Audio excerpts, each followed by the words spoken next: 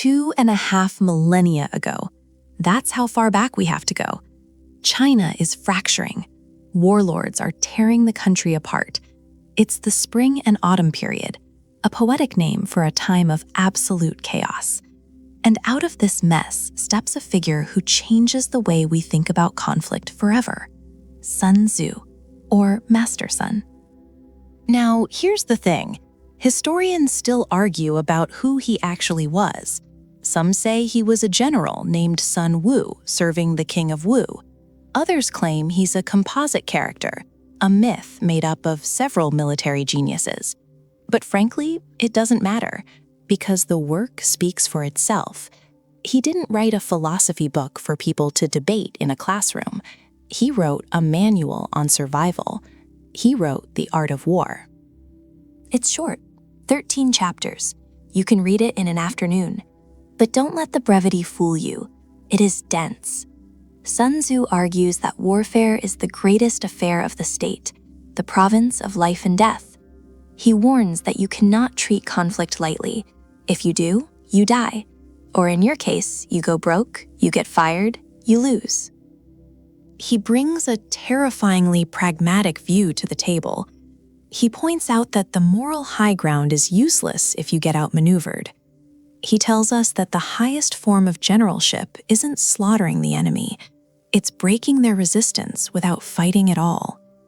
So why are we talking about an ancient general today? Because the dynamics of conflict haven't changed. The weapons have changed, sure, but the psychology, the deception, the strategy, it's identical. Sun Tzu dissects the human mind under pressure. He maps out exactly why some people win effortlessly and why others, maybe you, keep running into walls. He's not here to coddle you. He's here to tell you that your strategy is flawed.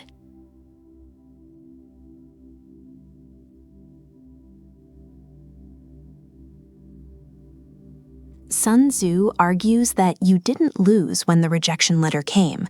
You didn't lose when the bank account hit zero. You lost weeks ago, maybe months. See, the very first chapter of The Art of War isn't about fighting. It's not about swords or fire. It's about math. He calls it laying plans, but a better translation is calculations. Sun Tzu is brutal about this. He says, "The general who wins a battle makes many calculations in his temple ere the battle is fought. The general who loses makes but few calculations beforehand." That's it. That's the gap. He's pointing out a fundamental error we all make. We mistake enthusiasm for preparation. We think if we want it bad enough, the universe will get out of our way. But Sun Tzu warns that passion without calculation is just suicide. He breaks this down into 5 constant factors. He says you have to weigh these before you ever make a move, not during, before. First, the moral law. Are you and your team actually in alignment? Do you believe in the mission, or is everyone just punching a clock? Then, heaven and earth.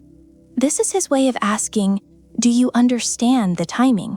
Do you know the terrain? In a modern sense, do you actually know the market conditions, or are you just guessing? Then the commander and method. Who's leading? And is there actual discipline or just chaos? Sun Tzu says you have to take these factors and ruthlessly compare yourself to the opposition. It's a scorecard. He asks 7 specific questions. Who has the better discipline? Who has the stronger advantages? Who trains their people better?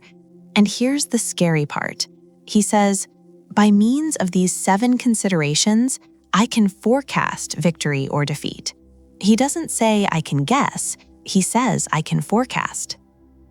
He claims he can look at your prep, just your prep, and tell you if you're going to get crushed. No crystal ball required, just logic. So why do you keep losing? Sun Tzu points to the calculation gap. You jumped in. You relied on hope. You didn't sit in the temple and run the numbers. You fought a battle that was mathematically impossible to win before you even stepped on the field. He warns that if you have many calculations, you win. If you have few calculations, you lose. And if you have no calculations, he says the outcome is totally hopeless. Basically, stop trying to improvise your way to victory. It doesn't work.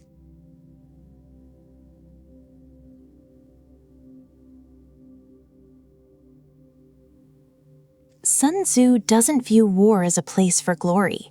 He views it as a drain, a massive, dangerous drain on resources. He argues that the greatest victory isn't standing over a pile of defeated enemies. It's not about proving you're right. He says, supreme excellence consists in breaking the enemy's resistance without fighting. Without fighting. Sun Tzu points out that if you have to draw your sword, if you have to get into a screaming match or a lawsuit or a Twitter thread war, you've already messed up. Because even if you win, you lose. You lose time, you lose energy, you lose focus. He warns us that no country has ever benefited from prolonged warfare. But we ignore this. Why? Because of ego. We think walking away looks weak. We think restraint is cowardice. Sun Tzu flips this entirely. He argues that restraint is actually the ultimate form of calculation. It's discipline. He teaches that a true general doesn't move because he's angry. He moves only when there is a tangible advantage. He warns, a ruler should not mobilize an army out of anger, and a general should not battle out of resentment. Why? Because feelings pass, but the damage you do, that sticks. Sun Tzu reminds us that anger may in time change to gladness, but a kingdom that has once been destroyed can never come again into being. Think about the last time you won an argument but ruined the relationship. Or the time you proved a point at work but alienated your boss. Sun Tzu would ask, was the prize worth the cost? Usually the answer is no. He points out that the clever combatant looks for the path of least resistance. He doesn't smash into a brick wall just to prove he's a hammer. He flows like water. He bypasses the strong points and moves into the empty spaces. So this is the lesson. Stop confusing fighting with winning. They aren't the same thing. Sun Tzu argues that the most skillful strategist is the one who achieves his goals so smoothly, so quietly, that nobody even realizes he did anything. No applause, no merit badges, just results. If you are fighting a battle purely to stroke your ego, you are not a strategist. You are a victim. You're a victim of your own need for validation. Sun Tzu wants you to be cold. He wants you to be calculating. He wants you to ask, does this conflict actually get me closer to my goal? If the answer is no, don't fight. Ghost them. Walk away. Let them think they won. Because while they're celebrating a hollow victory, you're moving on to conquer something that actually matters.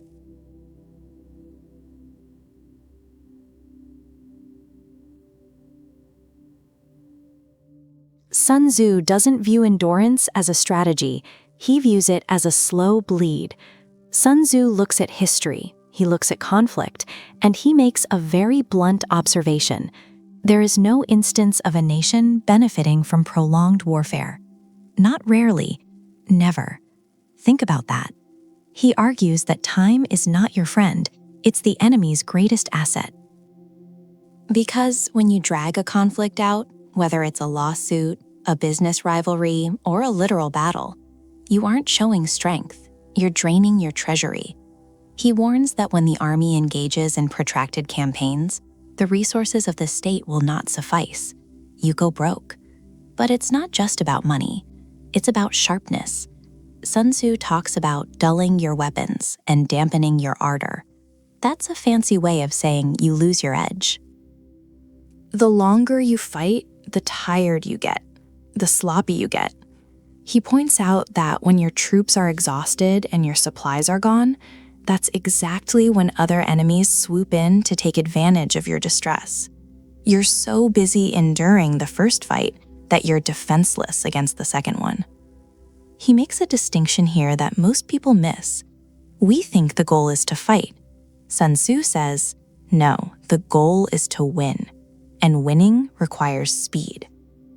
He insists that, in war, let your great object be victory, not lengthy campaigns. So why do we keep doing it? Why do we stay in failing projects, toxic arguments, or dead-end competitions? Because of ego. We think pulling the plug looks like losing. Sun Tzu argues the exact opposite. He suggests that the clever combatant looks for a quick decision. He doesn't want a fair fight that lasts 10 rounds. He wants it over in one. So look at where you're bleeding out right now. Where are you confusing stubbornness with strategy? Sun Tzu would tell you to stop glorifying the struggle. Speed up. Strike the decisive blow or get out. Because the longer you stay in the mud, the less likely you are to ever get out of it.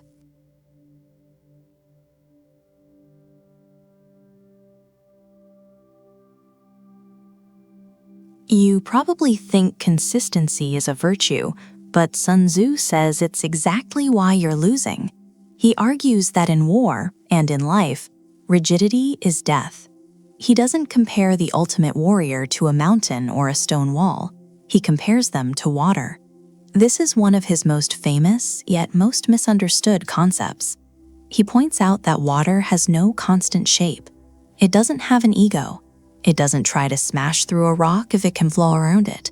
It adapts its course according to the nature of the ground it flows over. So the lesson here isn't about being soft. It's about being formless. Sun Tzu warns that if you have a rigid structure, you become a target. If you have a specific way of doing things, a signature move or a predictable routine, the enemy can study you. They can prepare for you. And once they know your form, they can destroy you. He explicitly states, do not repeat the tactics which have gained you one victory, but let your methods be regulated by the infinite variety of circumstances. Read that again.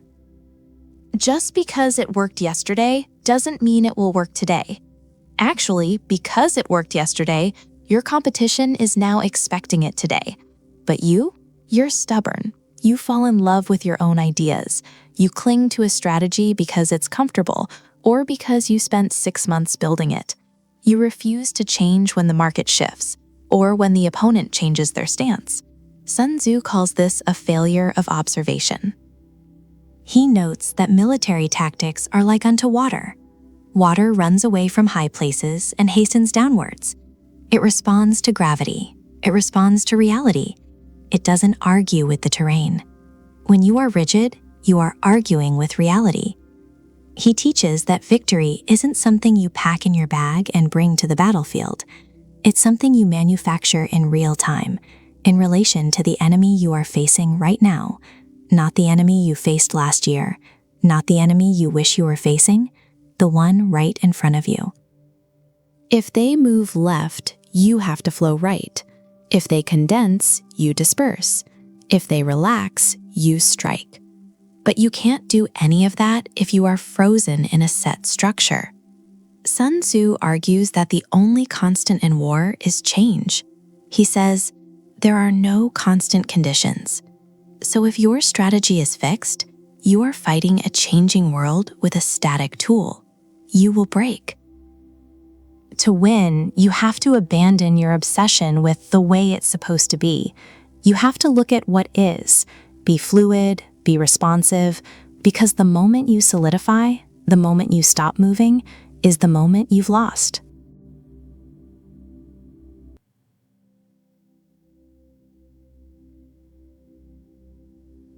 In The Art of War, guessing isn't just a mistake, it's a crime.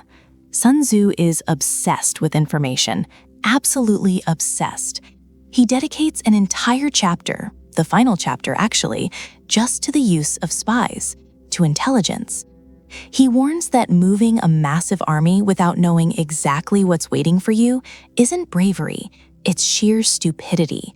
He actually calls it the height of inhumanity because you are wasting lives and resources on a hunch. Think about how we operate today.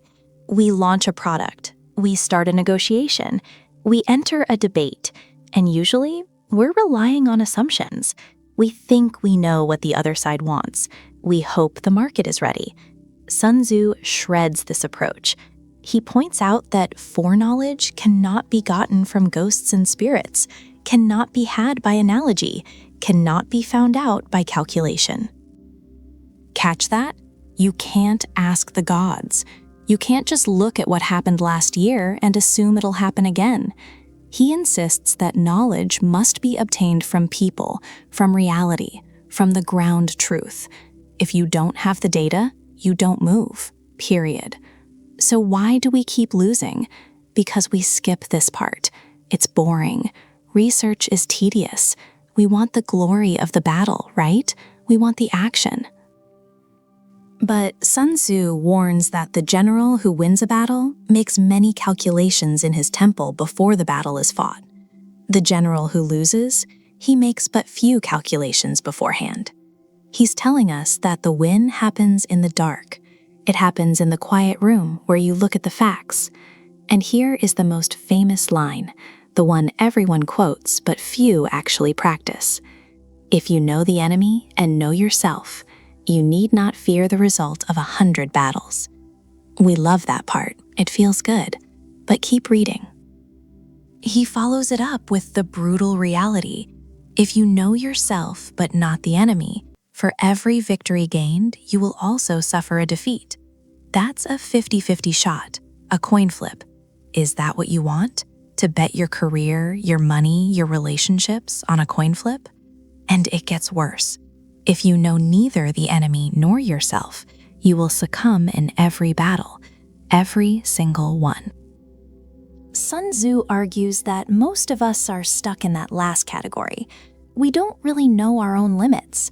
We overestimate our talent, our budget, our time, and we definitely don't know the terrain or the competition. We just charge in. He views this information void as the root of all failure. You aren't losing because the world is unfair. You're losing because you refused to turn the lights on before you walked into the room. So the lesson? Stop moving. Stop acting until you know exactly what you're walking into.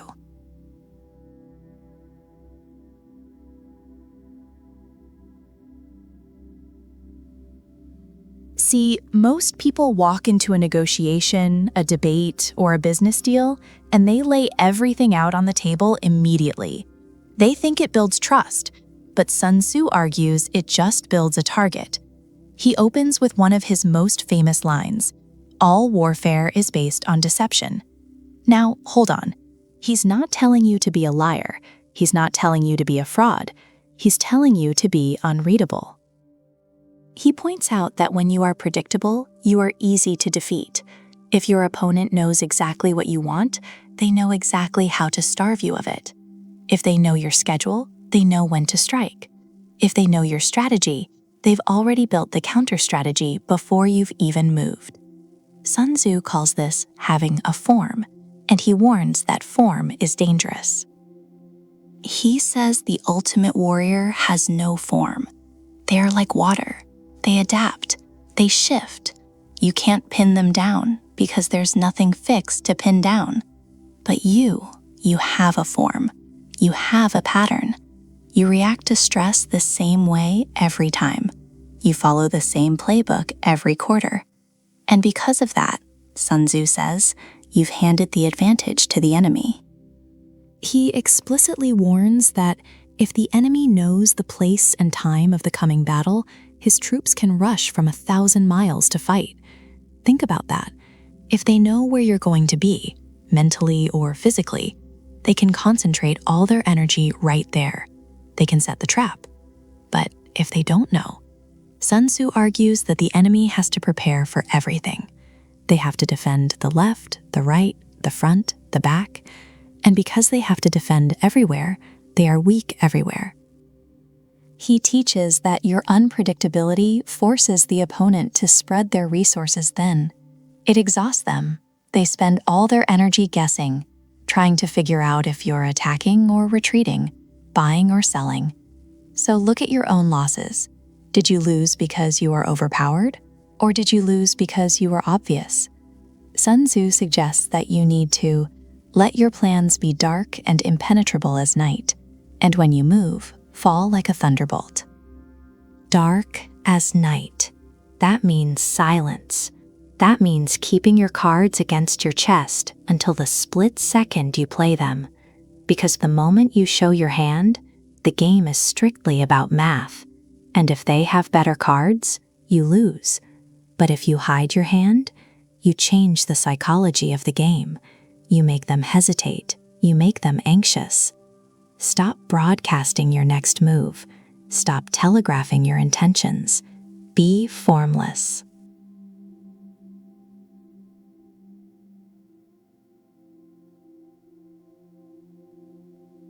Sun Tzu is absolutely brutal on this point. He doesn't view anger as a sign of passion or strength. He views it as a leak in the hull, a fatal vulnerability. He argues that if a general is easily irritated, he can be baited. That's it.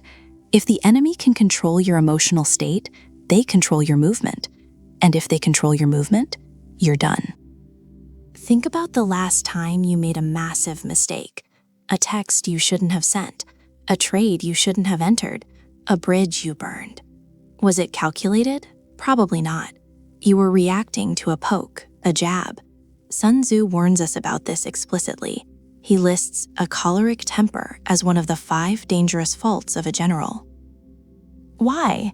Because a man with a bad temper reacts to the immediate stimulus, not the long-term objective.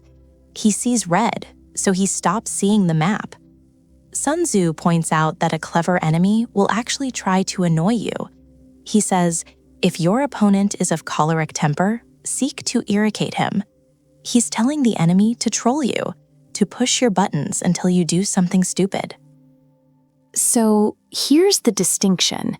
Reacting is immediate, it's biological, it's fast. But responding, that's strategic.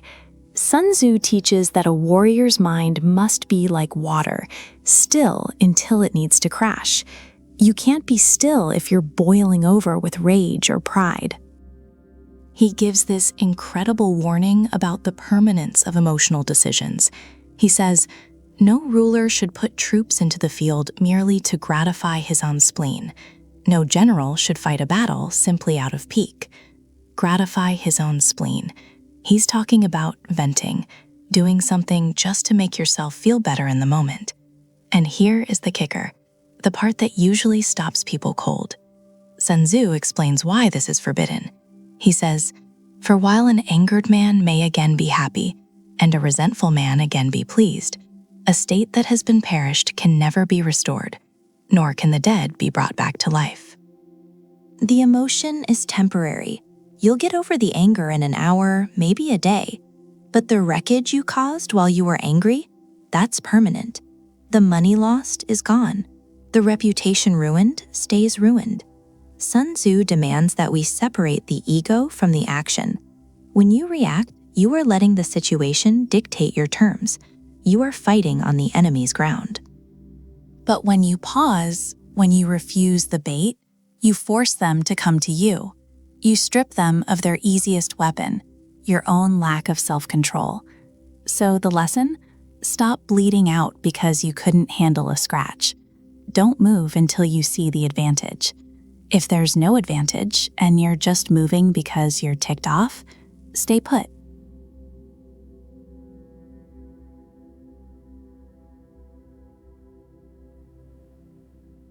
You think you keep losing because you aren't trying hard enough. You tell yourself it's a lack of discipline, or maybe just bad luck. But Sun Tzu would look at your situation and shake his head. He'd tell you the problem isn't your effort, it's where you are standing. He calls this the terrain. And most people, they ignore it completely. They just charge in. Sun Tzu warns that this is fatal. He argues that the general who ignores the terrain isn't just reckless, he's already defeated. See, terrain isn't just dirt and rocks. It's the environment. It's the market conditions. It's the toxic company culture. It's the specific dynamics of that relationship you're trying to force to work. He points out that nature is indifferent to your willpower. If you fight uphill, you get tired. If you fight in a swamp, you get stuck. It doesn't matter how brave you are. Sun Tzu breaks this down into 6 specific types of ground, and he warns that if you don't know which one you're standing on, you're fighting blind. The danger here is subtle. It looks like an opportunity. The door is wide open, so you rush in. But he warns that if you don't secure victory immediately, you're trapped. You can't go back. You've burnt the bridge just by crossing it. How many times have you taken a job or started a side hustle just because it was easy to start, only to realize 6 months later that you can't get out without losing everything? That's entangling ground. And Sun Tzu says if the enemy is prepared and you attack on this ground, you lose, period. Then there's precipitous ground. Think of this as the high ground. Sun Tzu advises that if your opponent occupies this space first, you must not attack. You walk away. But we don't do that, do we? We let ego drive us. We try to argue with a boss who has already made up his mind. We try to launch a generic product in a market that's already dominated by a massive competitor. Sun Tzu calls this suicide. He says you are fighting gravity. He warns that the terrain itself is acting as a force multiplier for your opponent. He also talks about narrow passes, choke points. He argues that if you get there first, you block it and wait. You control the flow. But if you're late, if the other guy is already there, do not enter. It seems obvious in war, but in life we miss it constantly. We try to force our way into crowded niches. We try to compete where resources are scarce and the competition is already dug in. Sun Tzu is very clear on this. Success isn't just about the strength of your army, it's about the ground beneath your feet. He insists that you have to assess the environment before you move, not during. So if you are losing, look around. Are you fighting uphill? Are you in a position where you can't retreat?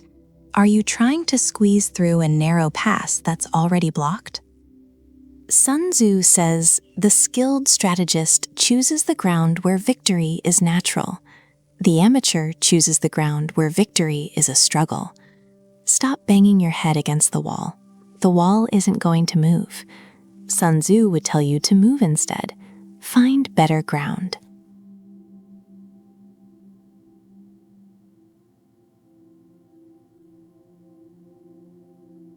You're likely working harder than anyone else in the room, but you're still losing. Why? Because you're hitting the wall where it's thickest. Sun Tzu identifies this as a catastrophic failure of focus. He argues that most defeats don't happen because we lack power.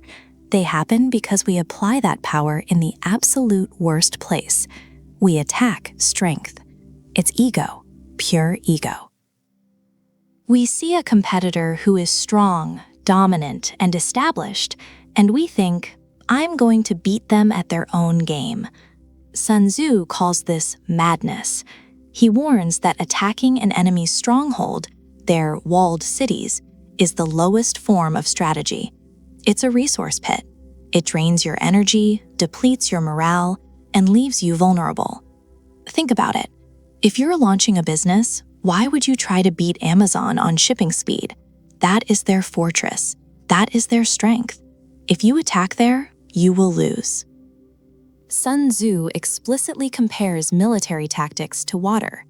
He points out that water, in its natural course, runs away from high places and hastens downwards. It avoids resistance. It finds the opening. So why don't we do that? Because it feels like cheating. We are obsessed with the idea of the fair fight. We want to prove we are stronger. But Sun Tzu doesn't care about fairness. He cares about victory. He argues that the master strategist avoids the enemy's strength and strikes only at their weakness. He calls this striking the void. If your opponent is angry, Sun Tzu suggests you irritate them to create confusion. If they are resting, force them to move. If they are comfortable, make them struggle. You never, ever meet force with force. That's just smashing eggs against stones. And Sun Tzu is very clear on the result of that collision. The egg always breaks. He points out that invincibility lies in the defense, but the possibility of victory lies in the attack. But, and this is the key, you only attack when the enemy has exposed a gap. You might be trying to convince a stubborn boss to change a policy. Attacking his authority? That's his strength. You'll get crushed. But attacking the inefficiency that makes him look bad, that's his fear. That's the void. That is where you strike. Sun Tzu teaches that greatness isn't about how hard you can punch, it's about where you land the punch. So look at your current struggle. Where are you meeting the most resistance? That is likely their strength. Stop hitting it. Back off. Find the gap. Find the weakness. Because if you keep attacking strength, you aren't fighting to win. You're just fighting to struggle.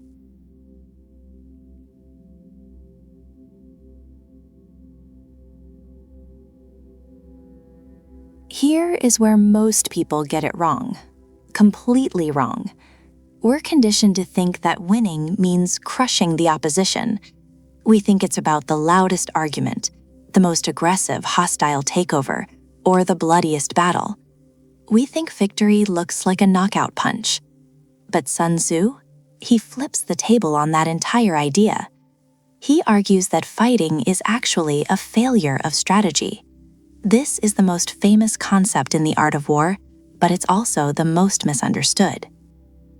Sun Tzu states quite plainly that supreme excellence consists in breaking the enemy's resistance without fighting. Without fighting. See, he warns us that conflict is incredibly expensive. It's a drain.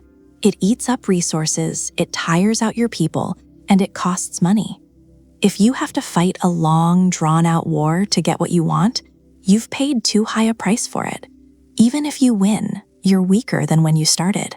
That's not a victory. That's a net loss. Sun Tzu points out that the goal is not destruction. The goal is capture. He says it is better to take a country whole and intact than to ruin it. Think about it. If you burn the city to the ground in order to conquer it, what are you ruling over? Rubble, ash, dead bodies. There is no profit in that. So, how do you win without fighting? Sun Tzu offers a hierarchy, a ladder of brilliance, if you will. He argues that the highest form of generalship is to attack the enemy's strategy. You wreck their plans before they can even launch them. You outmaneuver them so thoroughly that they realize they've lost before they even step onto the field. If you can't do that, he says the next best thing is to disrupt their alliances, isolate them, make them feel alone and unsupported so they fold.